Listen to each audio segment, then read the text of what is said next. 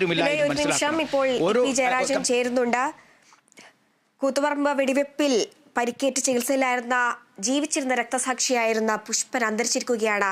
എന്താണ് ഈ നിമിഷത്തിൽ പറയാനുള്ളത്? 94 നവംബർ 25-നാണ് കൂത്തുപറമ്പ് വെടിവെപ്പ്. ആ കൂത്തുപറമ്പ് വെടിവെപ്പിൽ വെടിയേറ്റ് 5 സഖാക്കളോടെ പടഞ്ഞു മരിച്ചു. സഖാവ് പുഷ്പന് സൂക്ഷ്മനാടിക്ക് വെടിയേറ്റു. 30 വർഷക്കാലമായി രക്തസാക്ഷിയായി ജീവിച്ചുകൊണ്ടിരിക്കുന്ന ഒരു ഉത്തമനായ കമ്മ്യൂണിസ്റ്റാണ്. ഡിവൈഎഫ്ഐയുടെ ഉത്തമനായ സഖാവാണ് നമുക്ക് നഷ്ടപ്പെട്ടത്.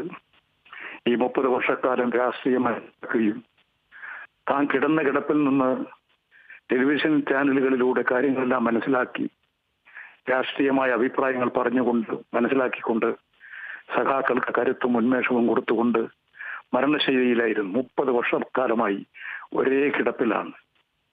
ആ വിപ്ലവകാരി ഡിവൈഎഫ്ഐ പ്രസ്ഥാനത്തിന്റെ കരുത്തനും ശക്തനുമായ നേതാവ്, ഉത്തമനായ ഒരു പോരാളി കൂത്തുപറമ്പിലെ ധീര രക്തസാക്ഷിയായി 30 വർഷക്കാലം രോഗശൈലിയിൽ കിടന്ന് രക്തസാക്ഷിയായി ഇന്ന് നമ്മോട് വിട പറഞ്ഞിരിക്കുകയാണ്.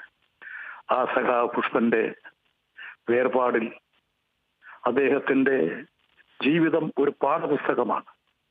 അദ്ദേഹത്തിന്റെ ചരിത്രം ഒരു പുസ്തകമാണ്.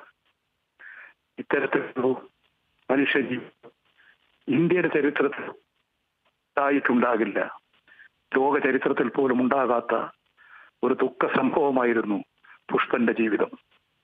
ആ ജീവിത കാലഘട്ടം മുഴുവൻ ഡിവൈഎഫ്ഐയുടെയും കമ്മ്യൂണിസ്റ്റ് പാർട്ടിയും മാർക്സിസ്റ്റിന്റെയും ഉത്തമനായ സഖാവായി ജീവിച്ചന്ത്യം വരെ കാര്യങ്ങൾ മനസ്സിലാക്കി, ആശുപത്രിയിൽ നിന്ന് പോലും രാഷ്ട്രീയം മനസ്സിലാക്കി നമ്മെ വിട്ടുപിരിഞ്ഞ ആ സഖാവ് എന്നും ഡിവൈഎഫ്ഐ ഇടതുപക്ഷ പ്രസ്ഥാനങ്ങൾ കരുത്തും ശക്തിയുമായി തീരും.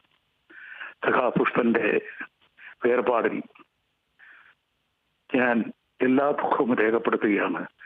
ആ ധീരസഖാവിന്റെ പോരാളിയുടെ അദ്ദേഹത്തിന്റെ വിയോഗത്തിൽ